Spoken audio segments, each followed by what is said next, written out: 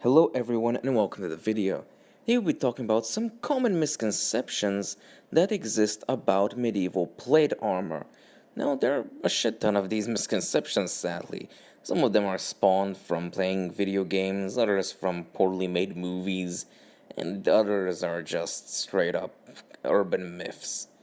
But today we'll be talking about them in detail, or somewhat detail. Well, a very common idea about plate armor is that it is heavy.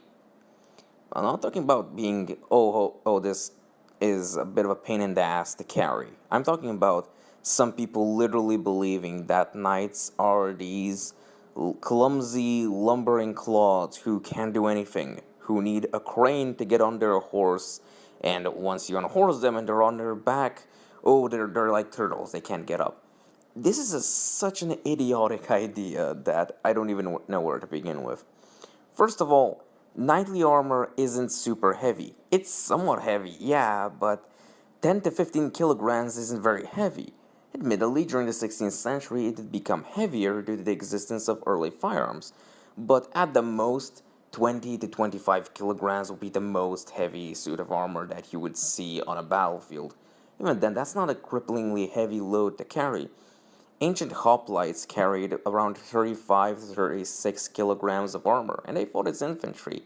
Sure, they weren't really agile, but when you're fighting in tight formations, it doesn't matter. The other thing is that, well, they're very expensive.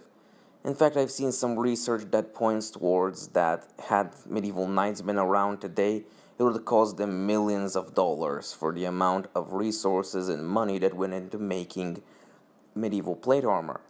And it's purposely made for them. It fits their body excellently. The cuirass fits their torso very, very well, and it tightens around the navel.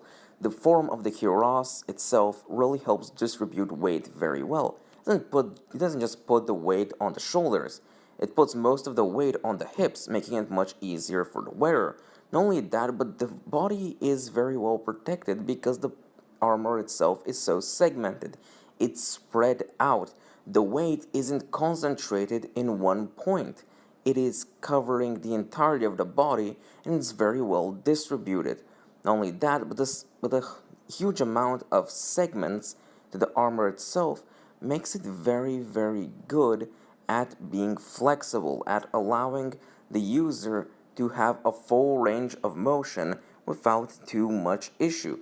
I've seen videos of people wearing full plate armor, doing backflips, doing cartwheels, and other such exercises. It's a ridiculous idea to think that plate armor makes someone incapable of being agile and incapable of moving effectively. And the other thing is that you oftentimes hear people say, oh, but plate armor had weak points, the joints can be perfectly protected. No, they can be perfectly protected, but most everyone wore an arming doublet which had pieces of mail sewn into it. So even joints would still have protection. There would still be mail there. Stabbing through mail isn't impossible, but it requires a specialized weapon, even then a huge amount of force. Getting close to a guy who spent decades training to murder people is not a good idea. The only way to effectively combat a knight in melee is to have comparatively heavy armor and specialized weapons. So, yeah, those are just some misconceptions that I personally find to be ridiculous. Now, there were suits of armor that were actually very heavy, approaching 50 and even 60 kilograms, but these were typically only used for jousts during the 16th century. So, yeah, the suits of armor that were so heavy that they needed a ton of assistance to don were made for essentially a sport. These sorts of suits never really saw any sort of battlefield use, for understandable reason. Many of them were actually quite rigid and inflexible, not even allowing someone to move their arm properly. So, yeah, it would be quite ridiculous to see someone wear something like this in a battlefield.